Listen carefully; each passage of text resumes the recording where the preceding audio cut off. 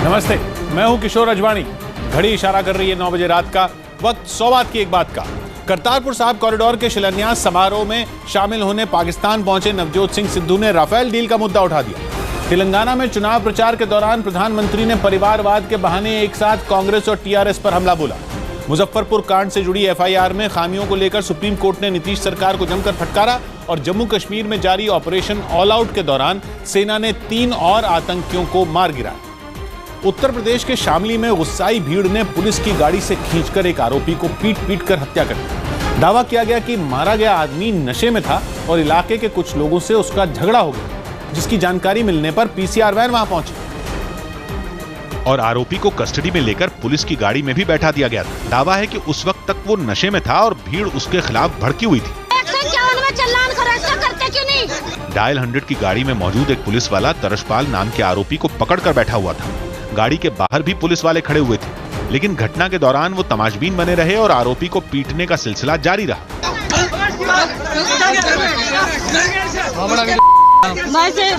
भीड़ में शामिल एक आदमी ने एक के बाद एक कई घूंसे आरोपी पर बरसाए। इसके बाद वो अधमरा हो गया। पुलिस वाले वहीं मौजूद थे, लेकिन आरोपी को नहीं बचाया गया और न ही गुस्साई भीड़ में शामिल लोगों को रोकने की कोशिश हुई। तो ना हाथ लगा रखे। आरोपी को गाड़ी से नीचे घसीटकर जमीन पर गिरा दिया गया।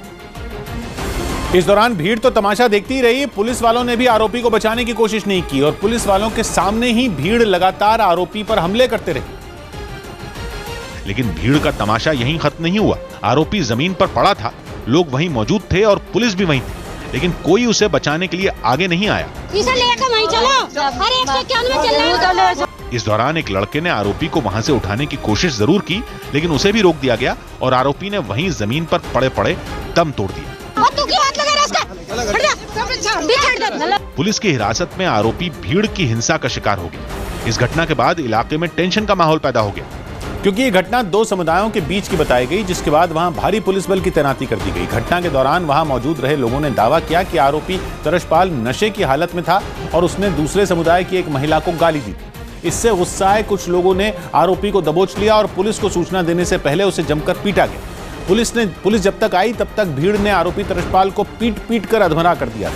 पुलिस के पहुंचने के बाद भी आरोपी को पीटा गया, जिसकी वजह से उसने दम तोड़ दिया। आरोप है कि घटना के वक्त पुलिस वालों ने जानबूझकर आरोपी को पिटने दिया और उसे बचाने की कोई कोशिश नहीं की गई। और इस बात को इलाके के लोगों ने भी कंफर्म किया। पुलिस वाला ने खुद सामी होगा पिटवाया। पुलिस वालों के सामने और मैं भी और झुला लगी, मुझे भी नहीं करे कि नहीं ये लड़की तो पीछे हट जा।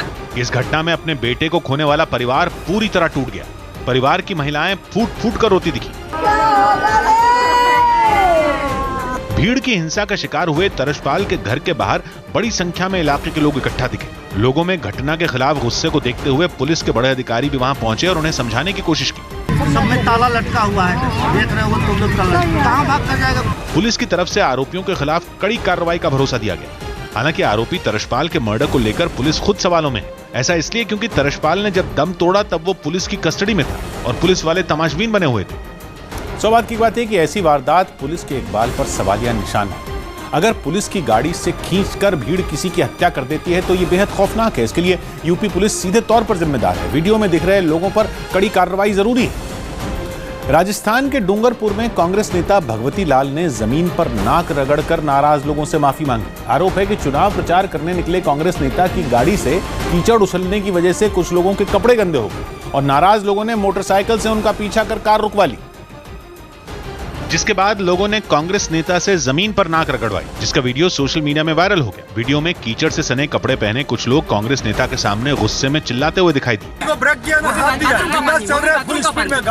इस दौरान कांग्रेस नेता लोगों को समझाने की कोशिश करते रहे, लेकिन लोगों ने उनकी नहीं सुनी। इस बीच वहां मौजूद एक और आदमी गुस्साए लोगों को समझाने लगा, लेकिन लोगों ने उसको भी नजरअंदाज कर दिया और कांग्रेस नेता से जमीन पर नाक रगड़ने को कहने लगे। मौके की नजाकत को समझते हुए कांग्रेस नेता ने भी देर नहीं की और अपनी नाक जमीन पर रगड़ दी, जिसके बाद मामला सुलझा और लोगों का गुस्सा शांत हुआ।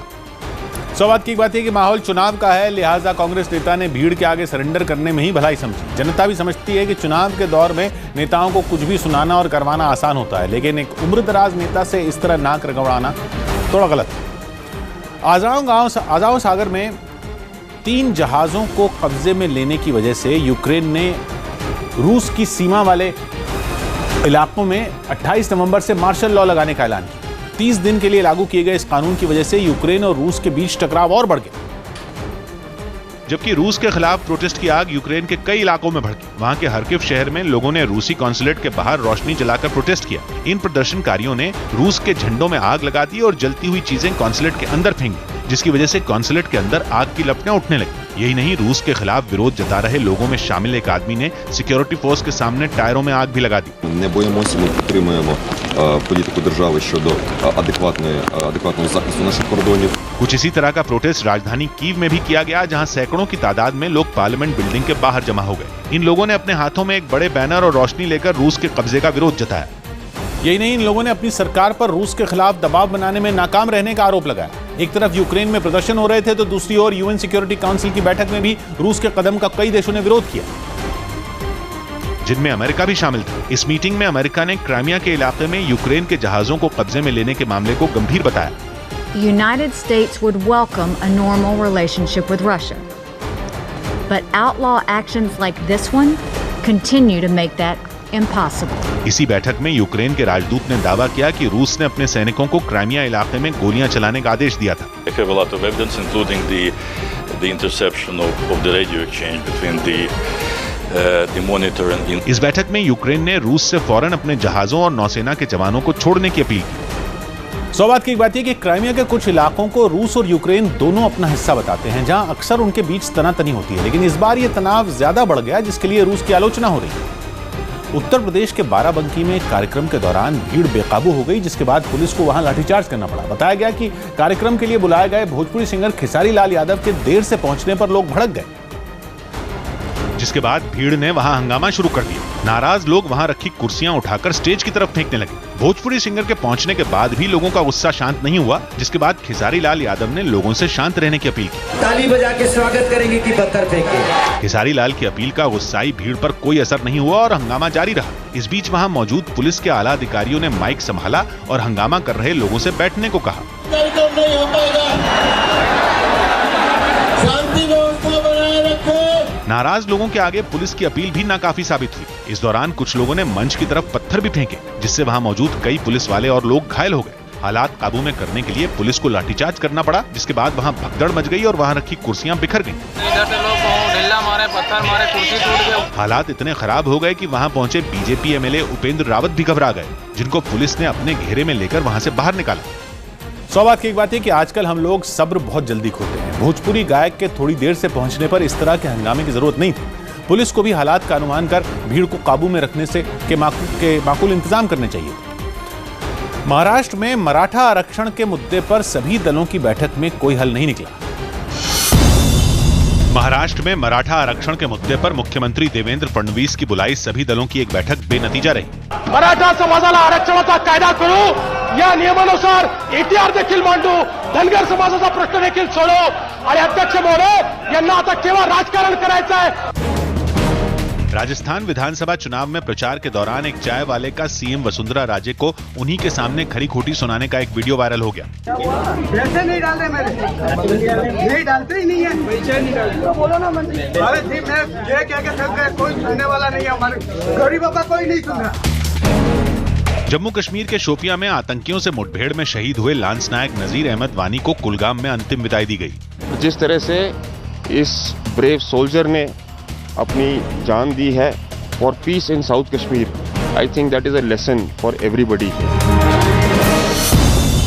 महेंद्र सिंह धोनी ने झारखंड के रांची में एक टेनिस चैंपियनशिप के एक डबल्स मुकाबले में अपने जोड़ीदार के साथ जीत हासिल करते हुए दूसरे दौर में एंट्री कर ली। ऑस्ट्रेलिया के खिलाफ टेस्ट सीरीज से पहले कप्तान विराट कोहली और ईशांत शर्मा समेत टीम इंडिया के खिलाड़ियों ने सिडनी में अभ्यास किया। Biggest thing is right now is to just win the series. That's what everybody is focusing on right now. You know, we're not even thinking about personal performances. Just one aim to win a series in Australia. केंद्रीय गृह राज्य मंत्री किरेन रिजिजू के साथ अरुणाचल प्रदेश में पर्यटन को बढ़ावा देने पहुंचे सलमान खान का घूमने का एक वीडियो वायरल हो गया।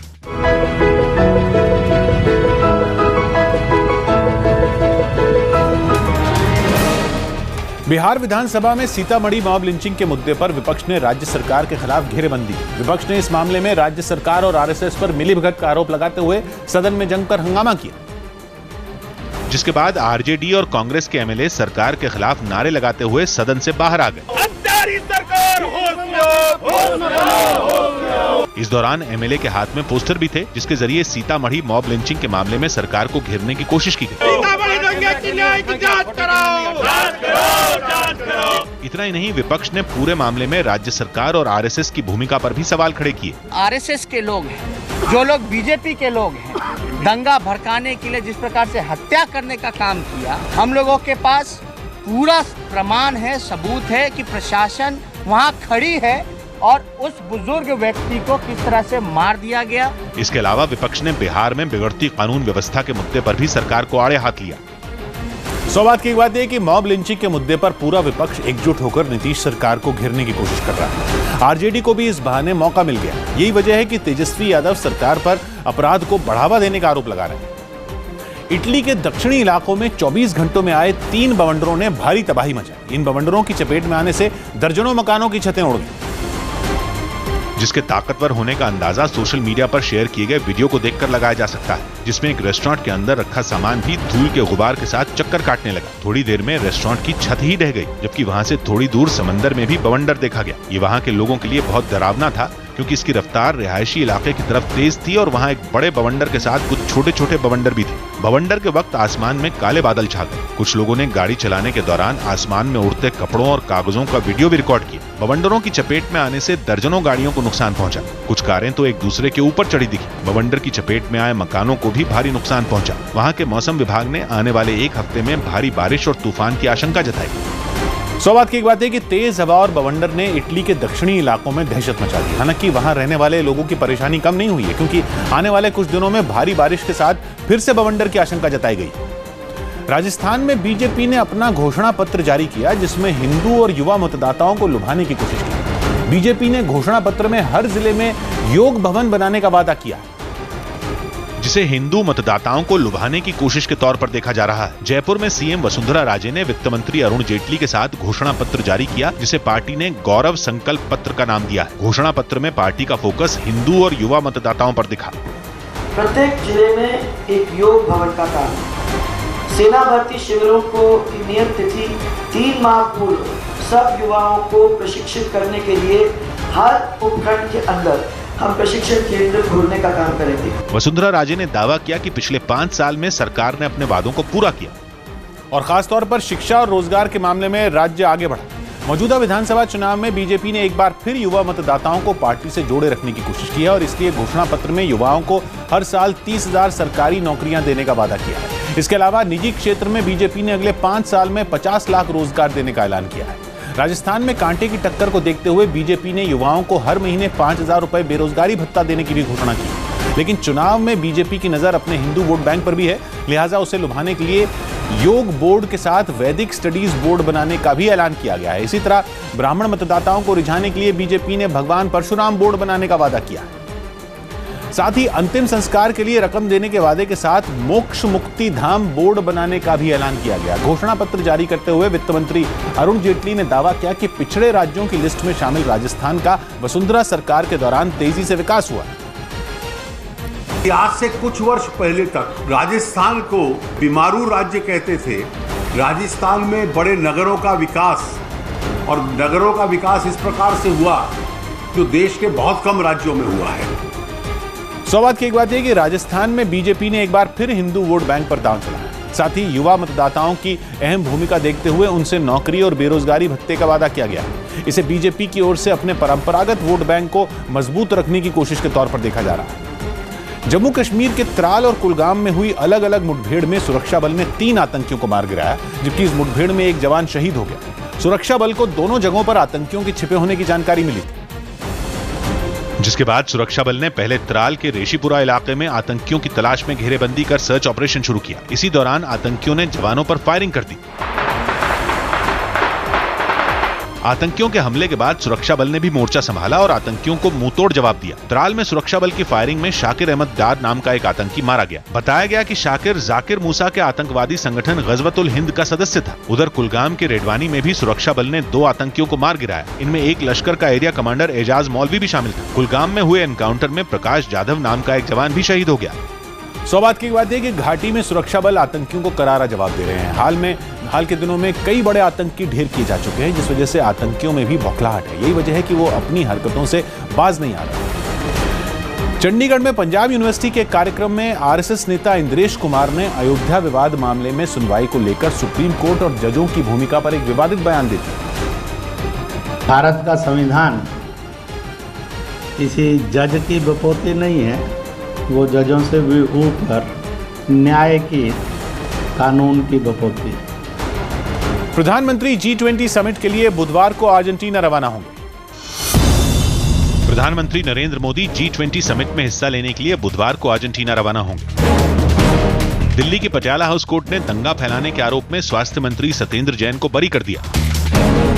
कांग्रेस अध्यक्ष राहुल गांधी ने अपने लोकसभा क्षेत्र अमेठी में मलिक मोहम्मद जायसी शोध संस्थान की मरम्मत के लिए अपने एमपी फंड से 28 लाख रुपए दिए। मुंबई पुलिस ने फर्जी वेबसाइट और कंपनियों के जरिए झूठे विज्ञापन देकर कई व्यापारियों से ठगी के आरोप में 3 लोगों को गिरफ्तार कर लिया। उत्तर प्रदेश के झांसी में भारत और रूस की सेनाओं ने आतंकवाद के खतरे से निपटने के लिए मिलकर युद्ध का अभ्यास किया। हाई कोर्ट ने दक्षिण दिल्ली में बारापुला के नीचे कुशक नाले की सफाई न होने पर नाराजगी जताते हुए केंद्रीय शहरी विकास मंत्रालय और दिल्ली जल बोर्ड समेत दूसरे विभागों के वरिष्ठ अधिकारियों को 11 दिसंबर को कोर्ट में पेश होने का आदेश दिया। मुंबई में रेप के आरोपी एक सब इंस्पेक्टर ने ट्रेन के आगे कूदकर खुदकुशी कर ली। दिल्ली के पास गाजियाबाद में बेटे की चाहत में एक आदमी पर अपनी बच्ची की हत्या कर शव को दफनाने का आरोप लगा। हफ्ते के दूसरे कारोबारी दिन भी शेयर बाजार में तेजी दर्ज की गई। सेंसेक्स 159 अंक चढ़कर 35,513 पर बंद हुआ। निफ्टी 57 अंक ऊपर 10,686 पर पहुंच गया। उत्तर प्रदेश के अलीगढ़ में पुलिस पर बदसलूकी का आरोप लगाकर एबीवीपी के कार्यकर्ताओं ने जमकर हंगामा किया। कार्यकर्ताओं ने आरोप लगाया कि गाड़ियों की चेकिंग के नाम पर पुलिस वालों ने उनके साथ जोर जबरदस्ती की और विरोध करने पर एबीवीपी के दफ्तर में जाकर तोड़फोड़ कर दी। दावा किया गया कि दफ्तर में मौजूद भारत माता की तस्वीर को भी पुलिस ने तोड़ दिया, जिसका विरोध करने के लिए कई एबीवीपी कार्यकर्ता बीच सड़क पर जमा होकर पुलिस के खिलाफ प्रदर्शन करने लगे। एबीवीपी कार्यकर्ताओं का हंगामा बढ़ता देख उनका साथ देने के लिए बीजेपी के 3 एमएलए भी मौके पर पहुंच गए और सड़क पर बैठकर प्रदर्शन शुरू कर दिया। एबीवीपी कार्यकर्ताओं के हंगामे की वजह से वहां जैम लग गया, जिसके बाद हालात काबू में करने के लिए पुलिस बल को आना पड़ा। लेकिन जैसे ही वहां एएसपी की गाड़ी पहुंची, उसे देख कार्यकर्ताओं का गुस्सा और भड़क गया और सभी गाड़ी को घेरकर प्रदर्शन करने लगे।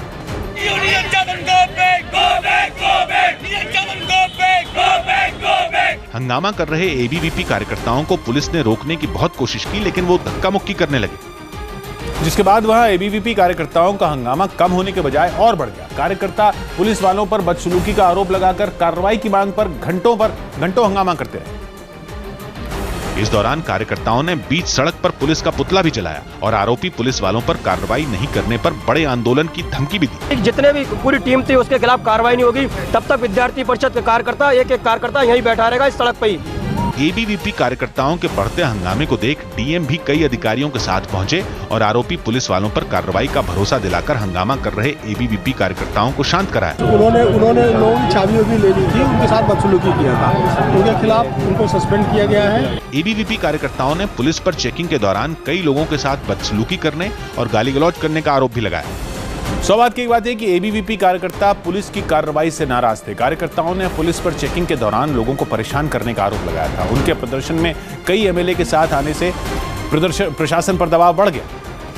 दिल्ली के मुख्यमंत्री अरविंद केजरीवाल पर हुए मिर्ची अटैक को 10 दिन भी नहीं गुजरे थे कि सीएम हाउस से इमरान नाम के एक आदमी को जिंदा कारतूस के साथ गिरफ्तार किया गया। इस गिरफ्तारी के बाद आम आदमी पार्टी ने सीएम केजरीवाल की सुरक्षा के मुद्दे पर एक बार फिर हंगामा खड़ा कर दिया, क्योंकि केजरीवाल से मिलने जा रहे एक आदमी को सीएम हाउस में जिंदा कारतूस के साथ अरेस्ट किया गया। इस आदमी का नाम इमरान बताया गया और जानकारी मिली कि वो करोल बाग की एक मस्जिद का केयरटेकर है। जब सर्च किया तो एक शख्स के पास उनके पॉकेट में एक कार्ट्रिज .32 का लाइव कार्ट्रिज मिला था। इस घटना के बाद सीएम हाउस में हलचल बढ़ गई। बाहर से आने वाले लोगों की तलाशी को और सख्त कर दिया गया। ऐसा इसलिए क्योंकि चेकिंग के दौरान ही आरोपी इमरान के पास से जिंदा कारतूस बरामद किया गया था।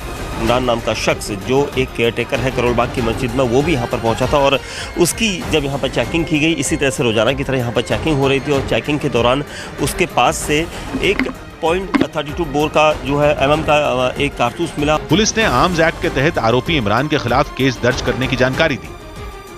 साथ ही बताया गया कि आरोपी इमरान 10 से 12 लोगों के साथ सीएम अरविंद केजरीवाल से मुलाकात करने पहुंचा था और ये सभी लोग दिल्ली वक्फ बोर्ड से वेतन बढ़ाने की मांग को लेकर सीएम केजरीवाल से मिलने वाले थे। लेकिन सीएम हाउस में चेकिंग के दौरान आरोपी इमरान के पास से जिंदा कारतूस बरामद किया गया। पुलिस ने बताया कि आरोपी इमरान ने ये कारतूस अपने वॉलेट में रखा हुआ था। हालांकि इमरान की दलील है कि उसे ये कारतूस मस्जिद के एक डोनेशन बॉक्स से मिला था, जिसे उसने बाद में अपने वॉलेट पे रख लिया था और पुलिस को भी तब इसकी कोई जानकारी नहीं दी थी। आरोपी इमरान का दावा है कि सीएम हाउस में जिंदा कारतूस लाने के पीछे उसका कोई मकसद नहीं था।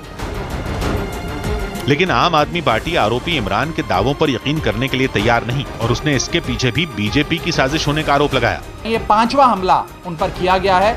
हर हमलावर के कहीं ना कहीं तार भारतीय जनता पार्टी से जुड़ते नजर आ रहे हैं। 20 नवंबर को हुए मिर्ची अटैक के बाद से ही आम आदमी पार्टी सीएम केजरीवाल की सुरक्षा का मुद्दा उठा रही है। इसके लिए सोमवार को विधानसभा का विशेष सत्र भी बुलाया गया था, जिसमें केंद्र सरकार पर जमकर हमला बोला गया। सौभाग्य की एक बात है कि मुख्यमंत्री की सुरक्षा में कोताही नहीं होनी चाहिए। मिर्ची अटैक के कुछ ही दिन बाद जिंदा कारतूस का बरामद होना चिंता की बात है। दिल्ली पुलिस को सतर्क रहना होगा। हालांकि हर घटना को सियासी रंग देना भी ठीक नहीं। मुंबई में जुहू के एक रेस्टोरेंट में प्रियंका चोपड़ा ने शादी से पहले एक पार्टी रखी। इस पार्टी में प्रियंका के मंगेतर निक जोनस के अलावा दोनों के कुछ खास दोस्त और रिश्तेदार भी शामिल थे। लेकिन पार्टी खत्म होने के बाद प्रियंका और निक जैसे ही बाहर निकले, वहां मौजूद फोटोग्राफर और कैमरामैन ने उन्हें घेर लिया। वहां मौजूद गार्ड्स की मदद से प्रियंका और निक आगे बढ़े और सबको थैंक यू बोलते हुए प्रियंका निक के साथ अपनी कार में बैठ गई। Thank you guys. शादी से ठीक पहले प्रियंका ने मुंबई में अपने खास दोस्तों के लिए पार्टी रखी, जिसमें निक जोनस के भाई जो जोनस भी अपनी पार्टनर के साथ पहुंचे। वहीं प्रियंका के भाई सिद्धार्थ और बहन परिणीति चोपड़ा भी पार्टी में मौजूद रहे। लेकिन प्रियंका की डिनर पार्टी की सबसे खास मेहमान रही आलिया भट्ट, जो ब्लू ड्रेस में वहां पहुंची। एक्टर संजय कपूर अपनी पत्नी के साथ पार्टी में पहुंचे, तो वहीं भूमि पेडनेकर भी बिंदास लुक में नजर आई। सूत्रों के हवाले से खबर है कि प्रियंका और निक की शादी की रस्में 29 नवंबर से जोधपुर के उमेद भवन में शुरू होंगी और 3 दिसंबर को दोनों हिंदू और ईसाई रीति रिवाज से शादी करेंगे। मध्य प्रदेश की सभी 230 सीटों के लिए बुधवार को वोट डाले जाएंगे। राज्य की कुछ वीआईपी सीटों पर खास नजर रहेगी, जहां दिग्गज नेताओं के बीच टक्कर है। इनमें पहला नाम बुधनी सीट का है, जहां मुख्यमंत्री शिवराज सिंह चौहान का सामना कांग्रेस के अरुण यादव से। दतिया सीट पर शिवराज सिंह चौहान की कैबिनेट में मंत्री नरोत्तम मिश्रा को कांग्रेस के नेता राजेंद्र भारती टक्कर दे रहे हैं। तो शिवपुरी सीट पर बीजेपी ने सीनियर मंत्री यशोधरा राजे सिंधिया को फिर से मैदान में उतारा है। यशोधरा राजे के सामने कांग्रेस के सिद्धार्थ लाड़ा होंगे। इंदौर 3 विधानसभा सीट से बीजेपी के बड़े नेता कैलाश विजयवर्गीय के बेटे आकाश विजयवर्गीय चुनाव लड़ रहे हैं। आकाश को चुनौती देने के लिए कांग्रेस ने अश्विनी जोशी को मैदान में उतारा है। होशंगाबाद सीट से कांग्रेस ने सरताज सिंह को टिकट दिया है। सरताज सिंह मध्य प्रदेश में बीजेपी के बड़े नेताओं में रहे हैं और चुनाव से ऐन पहले कांग्रेस में शामिल हुए थे। सरताज सिंह का सामना बीजेपी की सीतासरण शर्मा से होने वाला है और ऐसी ही वीआईपी सीटों में राव भी शामिल है, जहां कांग्रेस ने जीतू पटवारी को टिकट दिया है। जीतू पटवारी को बीजेपी की मधु वर्मा टक्कर दे रही हैं। तो चुरहट सीट से पूर्व सीएम अर्जुन सिंह के बेटे अजय सिंह राहुल कांग्रेस के उम्मीदवार हैं। अजय सिंह का मुकाबला बीजेपी के शारदेंदु तिवारी से। मलेशिया की पुलिस ने करीब 100 साल पुराने एक हिंदू मंदिर पर हमला करने के आरोप में 21 लोगों को गिरफ्तार करने का दावा किया। उन पर आरोप है कि उन्होंने एक बिल्डर के इशारे पर मंदिर को खाली कराने के मकसद से वहां हमला किया। जब सुबह होने वाली थी और अंधेरा भी पूरी तरह से नहीं छटा था। आरोप है कि उसी वक्त कुछ लोगों ने ग्रेटर कुआलालंपुर के एक हिंदू मंदिर पर हमला कर दिया। इस हमले के बाद इलाके में दंगा फसाद शुरू हो गया। दंगाइयों ने कुछ गाड़ियों में आग लगा दी और कुछ को पलट दिया। मंदिर के प्रवक्ता ने आरोप लगाया कि हमला रात को 2 बजे किया गया ताकि लोग डर जाएं। They told that everyone should clear this temple premises, all should go out. They want to acquire it and give it to the one city. They mentioned this. मंदिर ने प्रशासन पर सुरक्षा न देने का आरोप भी लगाया।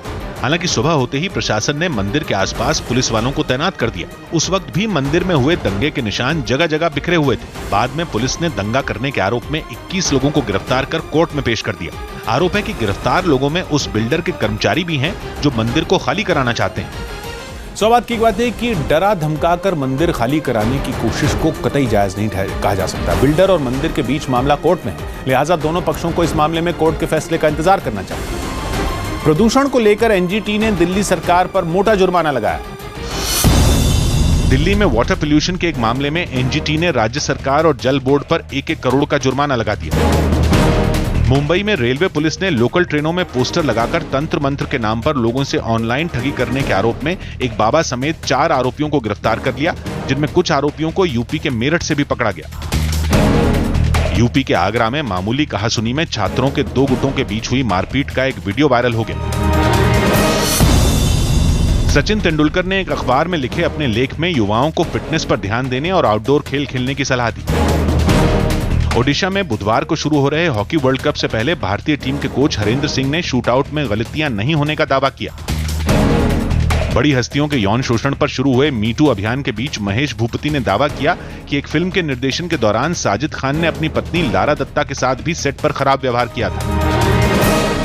मध्य प्रदेश के अलीराजपुर में बच्चों की तस्करी करने वाले एक गिरोह का पर्दाफाश हुआ है। आरोप है कि इस गिरोह के लोग मध्य प्रदेश और गुजरात समेत कई राज्यों में बच्चों की तस्करी करते थे, जिसकी जानकारी मिलते ही मध्य प्रदेश पुलिस ने जाल बिछाकर एक आरोपी को बच्चे का सौदा करते हुए रंगे हाथ गिरफ्तार कर लिया। प्रोबेशनरी सब इंस्पेक्टर हैं, उनको साथ में एक दंपत्ति बनाकर भेजा और जब उसने बच्चा उनको बेच दिया और पैसे ले लिए, उसके बाद फिर हमने धरपकड़ कर वहां पर दबिश देकर उनको अरेस्ट किया। बच्चों की तस्करी करने वाले इस गिरोह में एक अस्पताल के भी शामिल होने का दावा किया जा रहा है। आरोप है कि इस अस्पताल में बच्चे के जन्म के वक्त माता पिता की जगह उसको खरीदने वालों के नाम लिख दिए जाते हैं और 15,000 से 2 लाख रुपए तक नवजात का सौदा कर दिया जाता है। इसके लिए बच्चों की तस्करी से जुड़ा गिरोह पूरी प्लानिंग के साथ काम करता था। तस्करी के लिए बच्चों का इंतजाम करने के लिए अलग अलग इलाकों में फैले लोग महिलाओं को झांसे में लेने की कोशिश करते रहते थे और ऐसी महिलाओं पर नजर रखते थे जो शादी से पहले ही गर्भवती हो गई। उन महिलाओं को गर्भपात नहीं करवाने के लिए मानसिक रूप से तैयार किया जाता था। साथ ही गरीब परिवार की महिलाओं को पैसे का लालच भी दिया जाता था। बच्चे के पैदा न होने तक गिरोह के लोग गर्भवती महिला पर नजर रखते थे और बच्चे के पैदा होते ही उसे अस्पताल से लेकर चले जाते थे। हालांकि पुलिस ने इस गिरोह के मास्टरमाइंड डॉक्टर राजू और उसके एक साथी समेत करीब 27 लोगों को गिरफ्तार कर लिया। साथ ही पुलिस ने बच्चा खरीदने वाले परिवारों की भी पहचान करने का दावा किया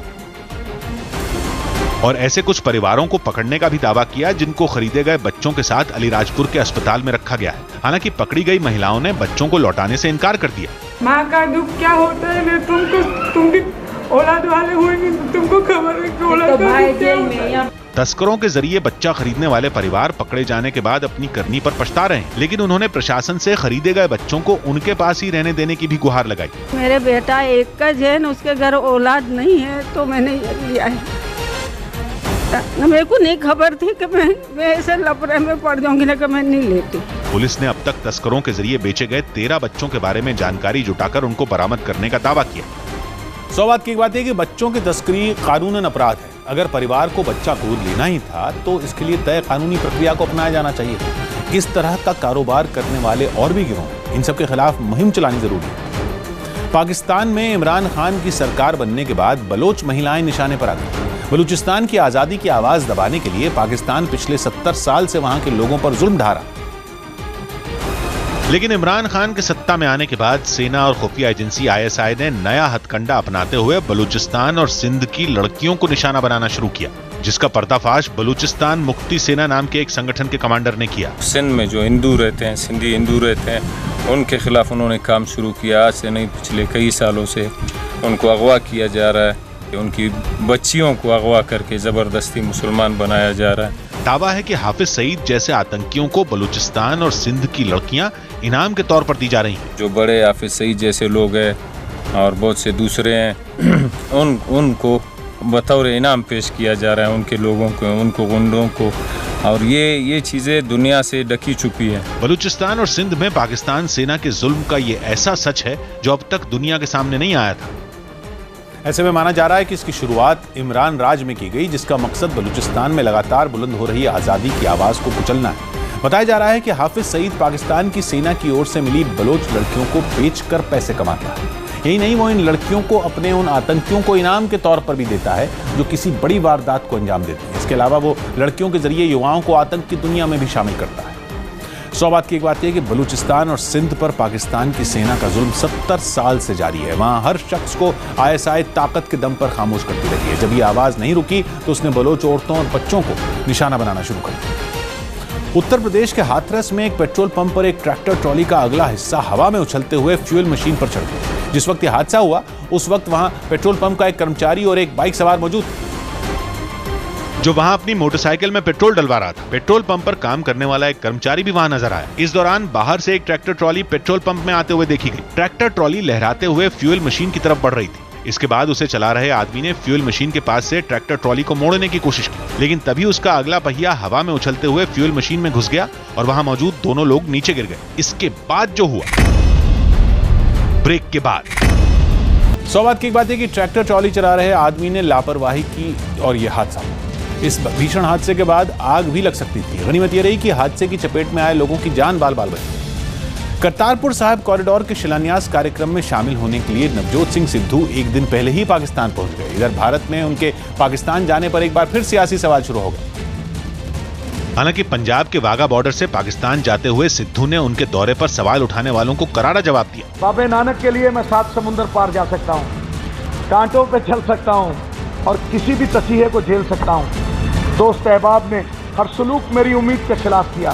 अब मैं इंतकाम लेता हूँ, जाओ तुम्हें माफ। वाघा बॉर्डर पर एंट्री से पहले सिद्धू ने अपने समर्थकों से हाथ मिलाकर विदा ली। बॉर्डर पार करने से पहले सिद्धू के चाहने वालों ने उन्हें शुभकामनाएं दी। समर्थकों की तरफ हाथ हिलाते हुए सिद्धू पाकिस्तान के बॉर्डर में चले गए, लेकिन इससे पहले उन्होंने करतारपुर कॉरिडोर पर अकाली दल को निशाने पर लिया। भक्तां दा शुकराना करदा, उन्हां दीयां अरदासां कबूल होईयां ने। एक क्रेडिट सारा उन्हां नूं है ते जेड़े क्रेडिट मंग रहे हैं वो बड़े डिस्क्रेडिट हो रहे हैं। सिद्धू ने करतारपुर कॉरिडोर बनने के बाद भारत और पाकिस्तान के बीच रिश्ते मजबूत होने की उम्मीद जताई। साथ ही दावा किया कि कॉरिडोर बनने से पंजाब के किसानों का विकास होगा। करतारपुर साहिब कॉरिडोर के लिए भारत में नींव का पत्थर रख दिया गया है, जबकि पाकिस्तान में 28 नवंबर को शिलान्यास का कार्यक्रम है, जिसमें शामिल होने के लिए प्रधानमंत्री इमरान खान ने सिद्धू को निजी तौर पर न्योता भेजा था। हालांकि पाकिस्तान की ओर से न्योता पंजाब के सीएम कैप्टन अमरिंदर सिंह को भी था, लेकिन उन्होंने जाने से इनकार कर दिया। पाकिस्तान में करतारपुर कॉरिडोर के शिलान्यास कार्यक्रम में सरकार की ओर से केंद्रीय मंत्री हरसिमरत कौर बादल और हरदीप सिंह पुरी शिरकत करेंगे। लेकिन सिद्धू के पाकिस्तान जाने पर पहले बीजेपी और फिर आरएसएस ने मोर्चा खोल दिया। मुझे यहाँ कहने में कोई वो नहीं है, मियाँ बीवी मेरे परम भक्त हैं, आज भी मिलते हैं तो पैर ही छूते हैं। पर मुझे क्या मालूम था 18वीं शताब्दी का एक जयचंद मीर जाफर नवजोत के रूप में हिंदुस्तान को मिल गया। पंजाब के सीएम कैप्टन अमरिंदर सिंह सिद्धू के दौरे पर अपनी नाराजगी पहले ही जता चुके हैं, लेकिन कांग्रेस के दूसरे नेता सिद्धू के बचाव में सामने आए। मैं समझता हूँ सिद्धू एक जाती कैपेसिटी में वहाँ पर गए हैं और इसलिए गए कि उन्होंने इस मसले को उठाया था और इस मसले को यहाँ देश में आकर के बताने का काम भी किया था। फिर भी सिद्धू के पाकिस्तान जाने पर सियासी गलियारों में बहस तेज रही। वहीं पाकिस्तान पहुंचते ही सिद्धू ने नया सियासी हंगामा खड़ा कर दिया। लाहौर में मीडिया से बात करते हुए सिद्धू ने करतारपुर कॉरिडोर के लिए इमरान खान का आभार जताया। लेकिन पिछले दौरे में जनरल बाजवा से गले मिलने पर सफाई देते हुए उन्होंने भारत सरकार पर तंज कसा। जब भी एक सेकंड दी सी कोई रफेल डील नहीं सी हो लेकिन इन्ना जरूर है कि जो दो पंजाबी मिलते हैं तो वो एक सेकंड ਲਈ अगर बहुत ज़्यादा भावनात्मक तरीके नाल एक दूसरे का धन्यवाद करना चाहते हो तो वो जप्पी के नाल पंजाब दे विच एक आम रिवायत है।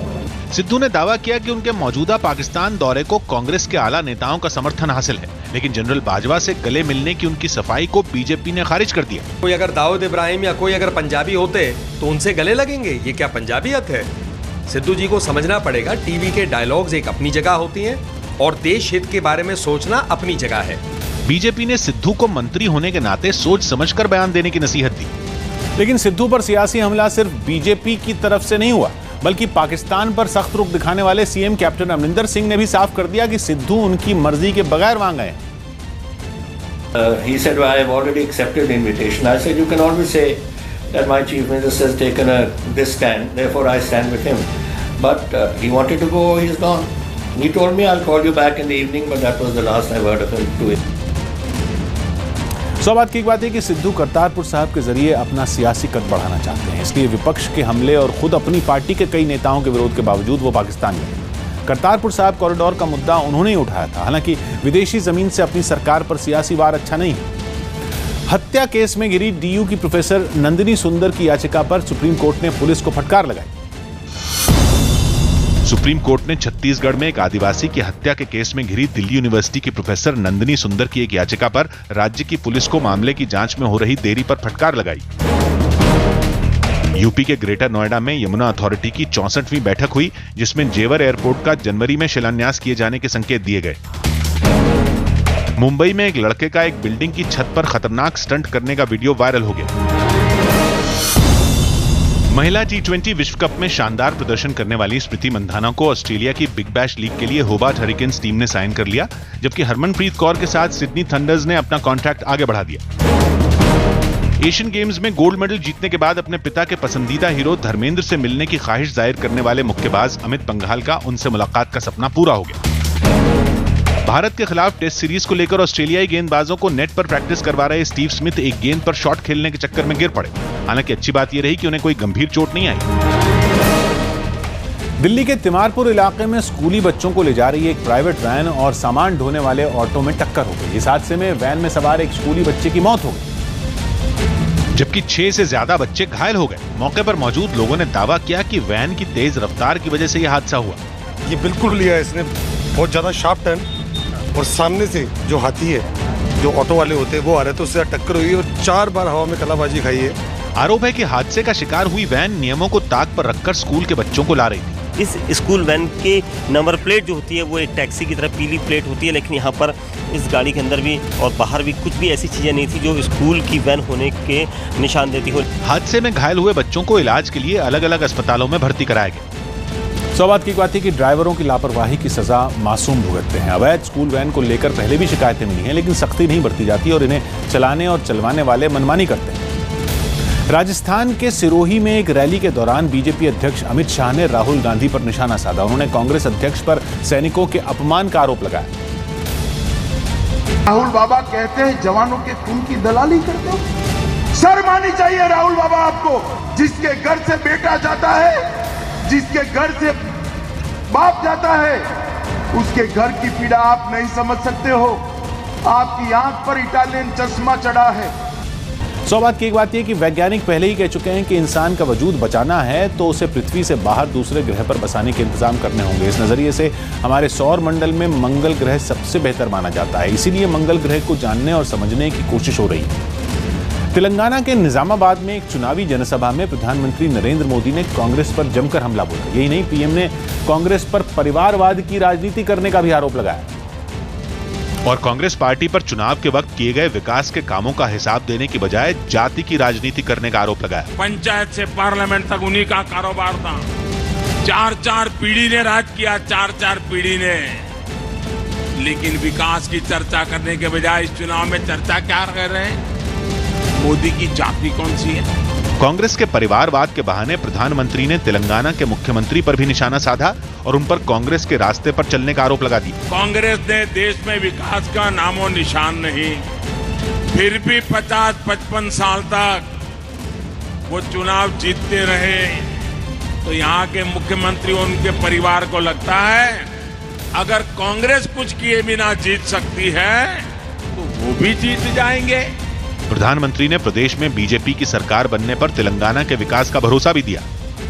सवाल की बात है कि चुनाव के दौरान निजी आरोप प्रत्यारोप लगाना गलत है। प्रधानमंत्री का कहना ठीक है कि बात विकास की होनी चाहिए। बेहतर हो कि नेता इस तरह की बयानबाजी पर रोक लगाए। महिला क्रिकेट टीम की पूर्व कप्तान मिताली राज T20 वर्ल्ड कप के सेमीफाइनल से जुड़े विवाद पर पहली बार बोली। टूर्नामेंट में सबसे सफल भारतीय बल्लेबाज रहने के बावजूद मिताली को सेमीफाइनल में नहीं खिलाया गया था, जिसकी कीमत टीम इंडिया को मैच हारकर चुकानी पड़ी थी, जिस पर काफी विवाद मचा था। और अब उस विवाद पर मिताली राज ने BCCI को एक चिट्ठी लिखी जिसमें उन्होंने कोच रमेश पवार पर निशाना साधा। मिताली राज ने लिखा कि रमेश पवार ने उन्हें कई बार अपमानित किया और उनका आत्मविश्वास तोड़ने की कोशिश की। मिताली ने यह भी लिखा कि कोच होने के बावजूद पवार उनसे बात तक नहीं करते थे और जब वो नेट्स पर बल्लेबाजी करने उतरती थी तो जानबूझकर दूर चले जाते थे।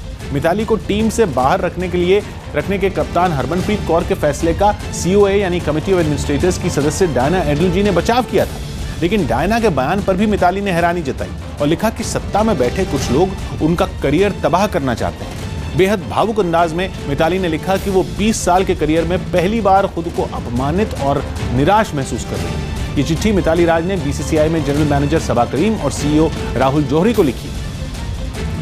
मध्य प्रदेश के चुनाव में बीजेपी के लिए इस बार सबसे बड़ी चुनौती ज्योतिरादित्य सिंधिया के गढ़ में सेंध लगाने की है। हालांकि कांग्रेस ने सीएम उम्मीदवार के नाम का ऐलान नहीं किया है, लेकिन अगर कांग्रेस चुनाव जीतती है तो सीएम पद की रेस में सिंधिया का नाम सबसे आगे होगा। इसलिए बीजेपी की कोशिश है कि ज्योतिरादित्य सिंधिया को उनके गढ़ में ही चित किया जाए। ग्वालियर राजघराने से ताल्लुक रखने वाले ज्योतिरादित्य सिंधिया के परिवार का असर अब भी गुना और ग्वालियर में कई जगहों पर राजघराने जैसा ही है। वैसे तो ज्योतिरादित्य पूरे मध्य प्रदेश में कांग्रेस के बड़े नेता हैं, लेकिन कुछ ऐसी सीटें हैं जिन पर उनका चेहरा बड़ा असर डालता है। ऐसी 41 सीटें मानी जाती हैं जिन पर ज्योतिरादित्य सिंधिया एक बड़ा फैक्टर है। इनमें 34 सीटें चंबल रीजन की हैं और 7 सीटें भोपाल मालवा रीजन की। 2013 के विधानसभा चुनाव में ज्योतिरादित्य सिंधिया के गढ़ में सेंध लगाने में बीजेपी कामयाब हुई थी। बीजेपी ने इन 41 में 26 सीटों पर कब्जा किया था। 13 सीटों पर कांग्रेस ने जीत दर्ज की थी और 1 सीट जीतने में बीएसपी कामयाब हुई थी। हालांकि 2008 में बीजेपी इन सीटों पर ज्यादा मजबूत नहीं थी। 2008 में बीजेपी इन 41 में केवल 17 सीटें जीत पाई थी, जबकि कांग्रेस ने 19 सीटें जीती थी और 2 सीटें अन्य के खाते में गई थी। 2014 में मोदी लहर के बावजूद कांग्रेस मध्य प्रदेश की 2 लोकसभा सीट जीतने में कामयाब रही थी। इनमें एक छिंदवाड़ा सीट थी जहां कमलनाथ जीते थे, दूसरी गुना सीट थी जहां ज्योतिरादित्य सिंधिया ने जीत दर्ज की थी। यानी 2014 के चुनाव में मोदी लहर भी ज्योतिरादित्य सिंधिया को जीतने से रोक नहीं पाई। सिंधिया का असर सबसे ज्यादा जहां माना जाता है वो चंबल रीजन है, जो यूपी के बुंदेलखंड से लगता है और एक ओर से राजस्थान के धौलपुर से भी जुड़ा हुआ है। मिलते जुलते भौगोलिक हालात की वजह से इसे बुंदेलखंड का हिस्सा भी कहा जाता है। चंबल रीजन में कुल 8 जिले आते हैं: श्योपुर, मुरैना, भिंड, ग्वालियर, दतिया, शिवपुरी, गुना और अशोकनगर। इन 8 जिलों की 34 सीटों में 20 पर 2013 में बीजेपी का कब्जा था। 12 सीटें जीतने में कांग्रेस कामयाब हुई थी और 2 सीटें बीएसपी के खाते में गई थी। अहम यह भी है कि ज्योतिरादित्य सिंधिया की अपनी सीट गुना की सीमा दक्षिण में भोपाल से लगती है, इसलिए ज्योतिरादित्य सिंधिया का असर भोपाल मालवा रीजन की कुछ सीटों पर भी पड़ता है। इसीलिए बीजेपी ने अपने स्टार प्रचारकों की फौज को इस बार चंबल रीजन में प्रचार के लिए उतारा। खुद पीएम सिंधिया के गढ़ माने जाने वाले ग्वालियर में रैली करने पहुंचे। बीजेपी जानती है कि अगर सिंधिया का जादू चंबल में चला तो बीजेपी का खेल बिगड़ सकता है। सौभाग्य की बात है कि ज्योतिरादित्य सिंधिया मध्य प्रदेश में कांग्रेस का बड़ा और नौजवान चेहरा है। उन्हें सीएम की कुर्सी का दावेदार भी माना जाता है। बीजेपी की कोशिश है कि सिंधिया को उनके ही गढ़ में घेरे रखा जाए और जितना हो सके कमजोर किया जाए। पंजाब में आतंकी जाकिर मूसा को लेकर फिर अलर्ट जारी किया गया। पंजाब के पठानकोट में एक ट्रेन से 6 संदिग्धों की गिरफ्तारी के बाद राज्य में फिर आतंकी जाकिर मूसा के पोस्टर चिपकाकर अलर्ट जारी कर दिया गया। गुजरात के बोटाद में एक डॉक्टर पर नशे में एक महिला की डिलीवरी करवाने का आरोप लगा, जिसके बाद महिला और नवजात की मौत हो गई। मुंबई के कांदिवली इलाके में 2 बदमाशों ने हथियार के बल पर एक बैंक की कैश वैन से लूट की नाकाम कोशिश की। चीन की ई-कॉमर्स कंपनी अलीबाबा के संस्थापक जैक मा ने चीन की कम्युनिस्ट पार्टी की सदस्यता ले ली। अमेरिका के राष्ट्रपति डोनाल्ड ट्रंप ने दावा किया कि यूरोपियन यूनियन से बाहर होने के लिए ब्रिटेन ने जो ब्रेक्जिट समझौता किया, उससे अमेरिका और ब्रिटेन के व्यापारिक रिश्तों को नुकसान होगा। चैंपियंस लीग में इटली के फुटबॉल क्लब यूवेंटस के प्रशंसकों को अगले मुकाबले में क्रिस्टियानो रोनाल्डो से फिर अच्छे प्रदर्शन की उम्मीद होगी, ताकि उनकी टीम नॉकआउट राउंड में पहुंच सके। दिल्ली में इंडिया गेट पर एक आदमी खुद को देशभक्त बताते हुए एक पेड़ पर चढ़कर बैठ गया और खुदकुशी करने की चेतावनी देने लगा। पेड़ पर चढ़े इस आदमी ने जीएसटी और गोरक्षा समेत कई मुद्दों पर अपनी नाराजगी जताई, लेकिन वो सुसाइड करने की अपनी कोई एक वजह नहीं बता सका, बल्कि पेड़ पर एक रस्सी को बांध दिया। इसके बाद वो सुसाइड करने की चेतावनी देते हुए खुद को देशभक्त बताने लगा। पेड़ पर चढ़कर बैठे इस आदमी को उतारने के लिए वहां फायर ब्रिगेड की गाड़ी और पुलिस के जवान मौजूद दिखे। इस आदमी से बात करने की भी कोशिश की गई, लेकिन कभी वो जीएसटी पर भड़क जाता तो कभी गोरक्षा पर नाराजगी जाहिर करने लगता। तो माता को क्यों बूचड़खाने में कटवाया जा रहा है? चाहे उत्तर प्रदेश हो, चाहे राजस्थान हो, हर जगह कटवाया जा रहा है। वहां इकट्ठा हुए लोगों के समझाने के बाद इस आदमी ने अपने एक बैग की तरफ इशारा किया, जिसमें कई जरूरी कागज रखे हुए थे, जिनमें कुछ दस्तावेज तो उसके खिलाफ कोर्ट में चल रहे एक केस के बताए गए। हालांकि इस पूरे ड्रामे के दौरान पेड़ पर चढ़े आदमी ने अपने केस के बारे में कुछ नहीं बताया, बल्कि वो तो बार बार बस सुसाइड करने की चेतावनी दे रहा था, जबकि लोग उसे पेड़ से नीचे उतर आने के लिए समझा रहे थे। वो सुसाइड करने की कोशिश कर रहा है। यहाँ पे काफी लोग मौजूद हैं, पुलिस के लोग मौजूद हैं, यहाँ पे फायर ब्रिगेड भी आई हुई है, उसको उतारने की कोशिश की जा रही है। आरोपी को समझाने की कोशिश इसलिए की गई क्योंकि उसने रस्सी को पेड़ से बांधने के बाद अपने गले में लपेटा हुआ था। ये हंगामा करीब आधे घंटे तक चलता रहा, लेकिन इस दौरान पेड़ पर चढ़ा आदमी सुसाइड की अपनी कोशिश की कोई एक वजह नहीं बता सका। सौ बात की एक बात है कि इस शख्स ने सस्ता पब्लिसिटी स्टंट किया। इंडिया गेट जैसी जगह पर उसे आसानी से प्रचार मिला, लेकिन वो ये बताने में नाकाम था कि उसका मसला दरअसल क्या है। बिहार के मुजफ्फरपुर में शेल्टर होम यौन शोषण मामले में नीतीश सरकार को सुप्रीम कोर्ट की फटकार के बाद राज्य में सियासत गर्मा गई, जिसके बाद विपक्ष ने नीतीश सरकार के खिलाफ मोर्चा खोल दिया और आरजेडी ने मुजफ्फरपुर कांड के आरोपियों को बचाने का आरोप लगाते हुए उनके खिलाफ कड़ी कार्रवाई की मांग की। कुछ ऐसे मंत्री हैं जिनको अभी भी बचा दिया गया है, मुख्यमंत्री ने बचाने का काम किया है, आखिर एक कार्रवाई क्यों नहीं की गई? विपक्ष के हमलों के बीच जेडीयू ने दोषियों के खिलाफ कार्रवाई का भरोसा दिया। सरकार की तरफ से हम आपको आश्वासन दिलाते हैं, किसी भी अभियुक्त के लिए कोई हमदर्दी हमारे मन में नहीं। सुप्रीम कोर्ट की फटकार के बाद बिहार सरकार पर मामले में जल्द कार्रवाई करने का दबाव बढ़ गया है, क्योंकि सुनवाई के दौरान सुप्रीम कोर्ट ने माना कि मुजफ्फरपुर कांड पर बिहार सरकार ने सही एफआईआर फाइल नहीं की। सुप्रीम कोर्ट ने बिहार सरकार से पूछा कि मुजफ्फरपुर कांड में इतनी कमजोर एफआईआर क्यों दर्ज की गई, एफआईआर में यौन शोषण और आर्थिक गड़बड़ियों का जिक्र क्यों नहीं किया गया। बिहार सरकार को फटकार लगाते हुए कोर्ट ने कहा कि बच्चियों के साथ अप्राकृतिक यौन शोषण किया जाता रहा और आप कहते हैं कि ऐसा कुछ नहीं है। कोर्ट ने कहा कि सरकार ऐसा कैसे कर सकती है, यह अमानवीय है। सुप्रीम कोर्ट के मुताबिक उसको भरोसा दिया गया था कि मामले को बेहद गंभीरता से लिया जा रहा है, लेकिन कोर्ट ने पूछा कि क्या यह गंभीरता है।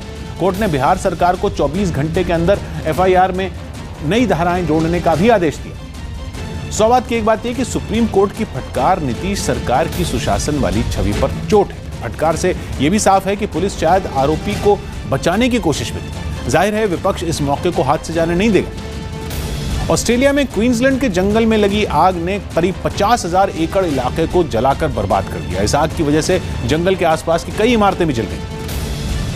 यही नहीं, उन इमारतों के पास खड़ी बहुत सी गाड़ियां भी आग की चपेट में आने के बाद जलकर कबाड़ में बदल गई। जंगल के करीब 60 किलोमीटर लंबे चौड़े इलाके में लगी आग ने भयंकर तबाही मचाई, जिससे कंगारू जैसे जानवरों को भी वहां से भागने पर मजबूर होना पड़ा। बड़ी बात यह है कि यह आग जंगल में किसी एक जगह नहीं लगी, बल्कि एक साथ कई इलाकों में लगी। There are currently 40 wildfires that are happening right across Queensland as we speak. Queensland की सरकार ने आग बुझाने के लिए आसपास के राज्यों से भी मदद मांगी। फिलहाल आग बुझाने के लिए दमकल विभाग की 40 अलग-अलग टीमों को जंगल में तैनात किया गया है। आग बुझाने के लिए हेलीकॉप्टर की मदद भी ली जा रही। पहली बार आग बुझाने के लिए बोइंग 737 जैसे भारी विमान का भी इस्तेमाल किया गया। हालांकि ऐसी तमाम कोशिशों के बावजूद आग पर काबू नहीं पाया जा सका। सौ बात की एक बात है कि ऑस्ट्रेलिया में जिस इलाके में आग लगी है वो काफी गर्म और सूखा इलाका है। तेज हवाओं की वजह से भी आग पर काबू पाना मुश्किल हो रहा है। इसलिए माना जा रहा है कि जंगल की आग को काबू करने में अभी कई दिन और लगेंगे। 2019 के लोकसभा चुनाव से पहले यूपी में नए जातीय समीकरण की जमीन तैयार की जा रही है और इसलिए यूपी में आरक्षण पर बनी कमेटी ने जातियों पर आधारित बंटवारे का नया फॉर्मूला तैयार कर योगी सरकार को सौंप दिया है। जानकारी के मुताबिक आरक्षण पर बनी कमेटी ने अपनी रिपोर्ट में पिछड़े वर्ग को 3 बराबर हिस्सों में बांटने की कोशिश की। कमेटी ने इसके लिए 3 वर्ग, पिछड़ा, अति पिछड़ा और सर्वाधिक पिछड़ा बनाने का प्रस्ताव दिया है। इसके तहत ओबीसी को मिलने वाले 27% आरक्षण को भी 3 बराबर हिस्सों में बांटने की सिफारिश की गई। कमेटी ने पिछड़ा वर्ग में 12, अति पिछड़ा वर्ग में 59 और सर्वाधिक पिछड़ा वर्ग में 79 जातियों को रखा है।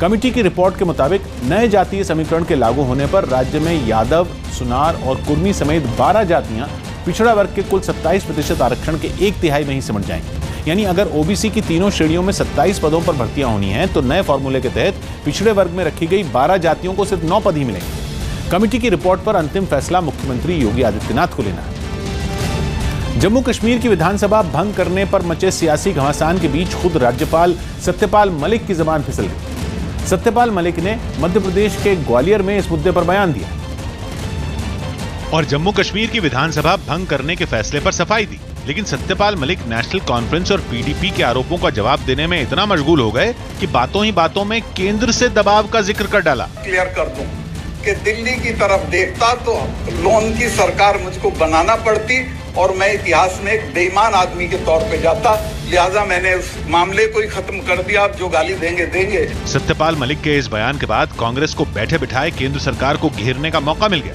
बहुत ही गंभीर परिणाम होने वाले और एक बात बिल्कुल साफ है कि जो भी गवर्नर मलिक साहब ने किया था वो दिल्ली के कहने पे, दिल्ली के इशारे पे। साथ ही कांग्रेस ने इस पूरे मामले को बीजेपी की जम्मू कश्मीर की सत्ता में वापसी की कोशिश करार दिया। तो वहीं नेशनल कॉन्फ्रेंस और पीडीपी ने सत्यपाल मलिक के इस बयान के बाद उनकी तारीफ की। जम्मू कश्मीर में विधानसभा भंग करने के बाद सत्यपाल मलिक लगातार नेशनल कॉन्फ्रेंस और पीडीपी के निशाने पर थे। लेकिन जैसे ही उन्होंने केंद्र के दबाव की बात छेड़ी, दोनों ही पार्टियों के सुर बदल गए।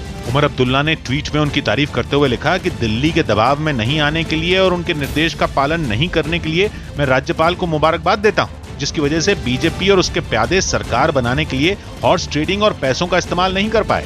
तो वहीं महबूबा मुफ्ती ने भी राज्यपाल के बयान पर खुशी जताते हुए लिखा कि फैक्स मशीन में गड़बड़ी की बात को दरकिनार कर दें तो ये जानकर खुशी हुई कि राज्यपाल ने दिल्ली के दबाव में आने से इनकार कर दिया और विधानसभा भंग करने का फैसला लिया। लेकिन बीजेपी जम्मू कश्मीर में विधानसभा भंग करने के राज्यपाल के फैसले की हिमायत करती थी। इससे पहले भी बीजेपी राज्यपाल पर केंद्र सरकार के दबाव से इनकार कर चुकी और इस बार भी पार्टी ने राज्यपाल के अधिकारों का हवाला दिया। तो राज्यपाल का उसका जो है संवैधानिक अधिकार है। तो वहीं सज्जाद लोन भी राज्यपाल के बयान पर कुछ भी बोलने से बचते दिखे। मैंने अभी पार्टी से बात नहीं की, मैंने अभी ये देख लिया कि गवर्नर साहब के ऑफिस का मामला है, so we have to see what we say and what we not say. इस बीच सत्यपाल मलिक खुद अपने बयान से पलट गए और केंद्र सरकार के दबाव की बात को सिरे से नकार दिया। स्वाभाविक की बात है कि जम्मू कश्मीर की राजनीति में केंद्र के हस्तक्षेप का जिक्र करके सत्यपाल मलिक खुद बैकफुट पर आ गए। हालांकि उन्होंने अपने बयान पर सफाई दी, लेकिन उनके बयान ने विपक्ष को केंद्र सरकार को घेरने का मुद्दा जरूर दे दिया। मध्य प्रदेश में वोटिंग से एक दिन पहले मुख्यमंत्री शिवराज सिंह चौहान भोपाल में अपने परिवार के साथ कॉफी पीने निकले। वहां न्यूज 18 से बात करते हुए उन्होंने भारी बहुमत से जीत का दावा किया। मुझे पूरा विश्वास है हम बहुत अच्छी सफलता प्राप्त करेंगे, शानदार बहुमत प्राप्त करेंगे। सर, पूरी चुनाव की इस कैंपेन में ऐसी कौन सी बात है जो मुख्यमंत्री शिवराज सिंह चौहान को अच्छी नहीं लगी कि ऐसा नहीं होना था? व्यक्तिगत आधारहीन आरोप प्रत्यारोप बहुत लगे जो नहीं होना चाहिए था। मध्य प्रदेश में अक्सर ऐसा कभी हुआ है। बीच में ये लगा कि जैसे टारगेट केवल प्रतिपक्षी मित्रों का मैं ही बन गया हूँ, या प्रधानमंत्री के खिलाफ भी जिस तरह के शब्दों का इस्तेमाल हुआ वो अक्सर मध्य प्रदेश में कभी देखा नहीं गया। वित्त मंत्री अरुण जेटली के ब्लॉग पर कांग्रेस ने पलटवार किया। विधानसभा चुनाव में कांग्रेस की ओर से पीएम पर हमला किए जाने को लेकर वित्त मंत्री अरुण जेटली ने ब्लॉग लिखकर कांग्रेस पर पलटवार किया कि वो बड़े सरनेम को ही पॉलिटिकल ब्रांड मानती है। सूत्रों के हवाले से खबर है कि संसद की स्थायी समिति के सामने पेश हुए आरबीआई के गवर्नर उर्जित पटेल ने समिति की तरफ से पूछे गए नोटबंदी, बैंकों के बढ़ते कर्ज और रिजर्व बैंक की स्वायत्तता से जुड़े सवाल का जवाब देने के लिए 10 दिन का वक्त मांगा। बिहार के छपरा में जीआरपी ने एक ट्रेन से 50 नरकंकाल बरामद करने का दावा किया। पाकिस्तान के विदेश मंत्रालय ने बताया कि पाकिस्तान सार्क समिट के लिए प्रधानमंत्री नरेंद्र मोदी को न्योता भेजेगा। अमिताभ बच्चन समेत कई मशहूर कलाकारों की फिल्मों में गाने गा चुके सिंगर मोहम्मद अजीज का 64 साल की उम्र में मुंबई में दिल का दौरा पड़ने से निधन हो गया। अफगानिस्तान के गजनी में हुए एक बम धमाके में अमेरिका के 3 सैनिकों की मौत हो गई, जबकि 3 सैनिक घायल हो गए। बुधवार से फिर रणजी मुकाबलों की शुरुआत होगी, जिनमें मेजबान दिल्ली के खिलाफ फिरोजशाह कोटला मैदान में होने वाले एक मैच में युवराज सिंह पंजाब की ओर से खेलते नजर आएंगे। कोरिया मास्टर्स बैडमिंटन टूर्नामेंट में बुधवार को पी कश्यप और सौरभ वर्मा अपने अपने मुकाबलों से प्रतियोगिता में आगाज करेंगे। यूएई में आयोजित दूसरे टेस्ट मैच में शतक जमाने वाले पाकिस्तान के बल्लेबाज बाबर आजम ने एक महिला एंकर की ओर से शुभकामनाएं दिए जाने के साथ उन्हें कोच मिकी आर्थर का बेटा बुलाया, जिस पर गुस्साए बाबर आजम ने उन्हें अपनी हद में रहने की नसीहत दी। ओडिशा में बुधवार से हॉकी वर्ल्ड कप की शुरुआत होगी, जिसमें भारतीय टीम अपना पहला मैच दक्षिण अफ्रीका के खिलाफ खेलेगी। लखनऊ में यमराज की तरह काले कपड़े पहने एक कलाकार ने ट्रैफिक नियम तोड़ने वाले लोगों को सड़क पर रोक लिया। इस कलाकार ने अनोखे अंदाज में लोगों से ट्रैफिक नियमों का पालन करने की अपील की, जिसके लिए ये कलाकार यमराज की तरह कपड़े पहनकर सड़क पर पहुंचा और 2 व्हीलर पर बिना हेलमेट लगाए बाइक चला रहे लोगों को पकड़ लिया। यमराज बने इस कलाकार ने लोगों को ट्रैफिक रूल नहीं तोड़ने की सलाह दी। कान में लीड लगाएं, आप गाना सुन रहे हैं, दुर्घटना हो जाएगी, मृत्यु हो जाएगी, हम तो लेने के लिए निकलते हैं सबको। सड़क पर गलती करते पकड़े गए कुछ लोगों ने बहाना बनाकर बचने की भी कोशिश की। ये आपकी सुविधा के लिए है, सुरक्षा के लिए है। सड़क पर चल रही यमराज की इस पाठशाला से सीख लेते हुए तमाम लोगों ने ट्रैफिक रूल नहीं तोड़ने का वादा किया। ट्रैफिक नियमों का पालन करेंगे, आज से ही, कल से नहीं, आज से ही हेलमेट का प्रयोग करेंगे। हेलमेट के बारे में उन्होंने कहा है सर, आज से ऐसी गलती नहीं होगी। ट्रैफिक नियमों के प्रति लोगों को जागरूक करने के लिए पुलिस की इस पहल का लोगों ने खुलकर स्वागत किया। सौभाग्य की बात है कि लोगों का ट्रैफिक नियमों की अनदेखी करना जानलेवा है, जिससे बचने के लिए लोगों को सड़क पर चलते वक्त ट्रैफिक नियमों का पालन करना चाहिए। राजस्थान में बीजेपी के लिए बड़ी चुनौती पश्चिमी राजस्थान में अपनी बढ़त को बरकरार रखने की है। ये ऐसा रीजन है जहां पिछली बार बीजेपी ने विपक्ष का सुपड़ा साफ कर दिया था। और इसीलिए इस बार बढ़त बनाए रखने की चुनौती बड़ी है। बीजेपी अध्यक्ष अमित शाह भी पश्चिमी राजस्थान के पाली में जनसभा करने पहुंचे, तो पश्चिमी राजस्थान में बीजेपी को एक बड़ा झटका जसवंत सिंह के बेटे मानवेंद्र सिंह ने भी दिया। मानवेंद्र सिंह के बीजेपी छोड़कर कांग्रेस में जाने से बाड़मेर और उसके पास की कई सीटों पर जातीय समीकरण बदल सकते हैं। पश्चिमी राजस्थान की 16 सीटें ऐसी हैं जहां जाट वोटर बड़ा असर डालते हैं, जिनके वोट अगर हनुमान बेनीवाल की पार्टी ने काटे तो बीजेपी को एक और झटका लग सकता है। नई पार्टी बनाने वाले हनुमान बेनीवाल पश्चिमी राजस्थान के नागौर जिले की खींवसर सीट से विधायक हैं। पश्चिमी राजस्थान की अहमियत आंकड़ों के जरिए समझी जा सकती है। ये राज्य का सबसे बड़ा रीजन है, जिसमें कुल 7 जिले और 43 विधानसभा सीटें आती हैं। इन 43 सीटों में बीजेपी ने 2013 में 39 सीटों पर कब्जा किया था, जबकि कांग्रेस के खाते में केवल 3 सीटें आई। हालांकि बीजेपी का प्रदर्शन तकरीबन सभी रीजन में शानदार रहा था। सेंट्रल राजस्थान में बीजेपी ने 36 में 31 सीट पर कब्जा किया था, जबकि कांग्रेस केवल 1 सीट ही जीत पाई थी। उत्तर राजस्थान की 39 सीट में बीजेपी ने 25 पर जीत दर्ज की थी। कांग्रेस 6 सीट पर कब्जा करने में कामयाब रही थी। दक्षिण राजस्थान की 35 सीट में बीजेपी 31 सीट जीतने में कामयाब हुई थी, जबकि कांग्रेस का खाता केवल 3 सीट पर सिमट कर रह गया था। तो 5 जिलों वाले मत्स्य रीजन में कुल 30 सीट आती हैं, जिनमें बीजेपी ने 21 सीट और कांग्रेस ने 7 सीटें जीती। पूरे राज्य में केवल 21 सीट जीतने वाली कांग्रेस को सबसे ज्यादा सीट इसी रीजन से मिली थी। वहीं हाड़ौती राजस्थान में 4 जिलों और 17 सीटों वाला ये सबसे छोटा रीजन है। 2013 में पूरे हाड़ौती में बीजेपी को जबरदस्त कामयाबी मिली थी। 2017 में 16 सीट पर बीजेपी को जीत मिली थी, केवल 1 सीट कांग्रेस के खाते में गई। सौभाग्य की एक बात यह कि 2013 के विधानसभा चुनाव में बीजेपी की जीत का अंतर ऐतिहासिक था, जबकि कांग्रेस के लिए 5 साल पुराने आंकड़े बेहद निराश करने वाले हैं। हालांकि वहां पिछले चुनावों का इतिहास एक बार कांग्रेस, दूसरी बार बीजेपी की जीत का है। पाकिस्तान के कब्जे वाले कश्मीर के मुजफ्फराबाद में JKLF यानी जम्मू कश्मीर लिबरेशन फ्रंट के कार्यकर्ताओं ने हाथों में झंडे लेकर पाकिस्तान सरकार के खिलाफ प्रदर्शन किया। प्रदर्शन कर रहे लोगों ने POK में पाकिस्तान सरकार के बढ़ते दखल का विरोध किया। और इस दौरान सड़कों पर उतरकर हजारों लोगों ने पाकिस्तान के खिलाफ जमकर नारे लगाए। पाकिस्तान के खिलाफ प्रदर्शनकारियों का ये मार्च मुजफ्फराबाद की कई सड़कों से गुजरा, जिस वजह से सड़कों पर जाम लग गया।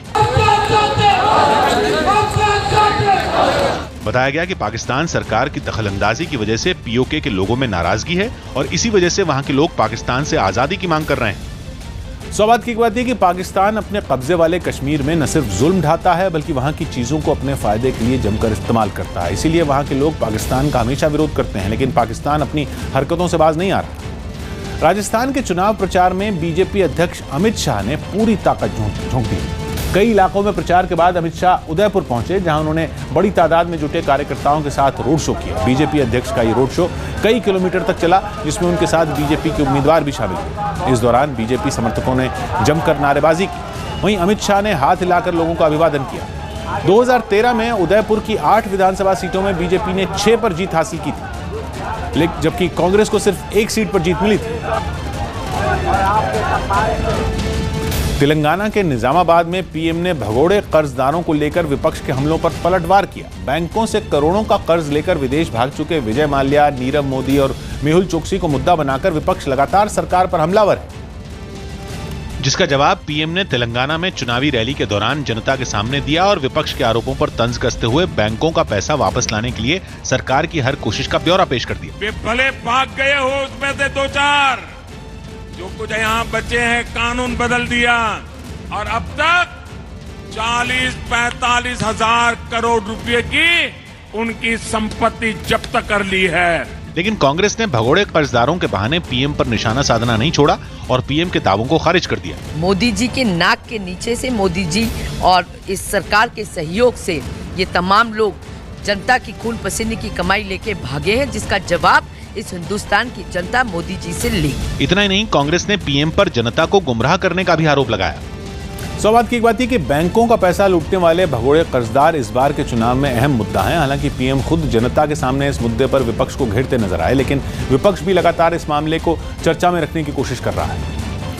जाने माने गायक मोहम्मद अजीज का दिल का दौरा पड़ने से निधन हो गया। 64 साल के मोहम्मद अजीज ने मुंबई के नानावटी अस्पताल में अंतिम सांस ली। 1954 में पश्चिम बंगाल के अशोकनगर में जन्मे मोहम्मद अजीज मोहम्मद रफ़ी के फैन थे और छोटी उम्र से ही उनके गानों की नकल उतारा करते थे। शुरुआती दिनों में मोहम्मद अजीज कोलकाता के एक रेस्टोरेंट में गाया करते थे। मोहम्मद रफ़ी के गाने। फिर उन्होंने मुंबई का रुख किया। काफ़ी हाथ पैर मारने के बाद अनु मलिक ने फिल्म मर्द में मोहम्मद अजीज़ को बड़ा मौका दिया, और ये मौका इसलिए भी मिला उन्हें क्योंकि किशोर कुमार उस वक्त अमिताभ बच्चन और उनके बीच अनबन चल रही थी, और अमिताभ बच्चन के गाने किशोर कुमार नहीं गाते थे, तो इसलिए मोहम्मद अजीज़ को चांस मिल गया। फिल्म का एक गाना मर्द टांगे वाला उस दौर का काफ़ी हिट हुआ, जिसके बाद उन्होंने पीछे मुड़कर नहीं देखा। उस दौर में आपसी झगड़े की वजह से किशोर कुमार ने अमिताभ बच्चन के लिए गाना बंद कर दिया था, जिसकी वजह से 80 और 90 के दशक में मोहम्मद अजीज़ अमिताभ की आवाज़ बन गए थे। हालांकि बाद में 90 के दशक में नहीं, क्योंकि बाद में शराबी में किशोर कुमार ने अमिताभ बच्चन के लिए गाने शुरू कर दिए थे। हालांकि उस दौर के तमाम एक्टरों के लिए उन्होंने खूब गाने गाए जो सुपरहिट रहे। चीन में फिटनेस की फिक्रमंद एक बिल्ली का वीडियो इंटरनेट पर वायरल हो रहा है। चीन से एक बिल्ली का एक्सरसाइज करने का एक वीडियो इंटरनेट पर वायरल हो रहा है। एक कार के नीचे लेटी सफेद बिल्ली ने अपने पीछे के पैरों से कार को पकड़ रखा था, जबकि वो अपने आगे के शरीर को ऊपर की तरफ खींचने लगी, जिसे देखकर ऐसा लगा मानो वो क्रंचेस मार रही।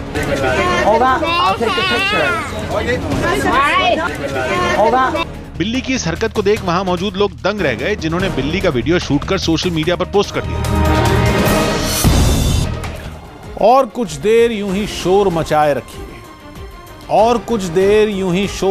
रखिए, आसमां है तो उसे सर पर उठाए रखिए। सौगात की एक बात कही निजाम ने, उंगलियां अगर नहीं उठें तो न उठें, लेकिन कम से कम उसकी तरफ आंख उठाए रखिए। मिलते हैं कल।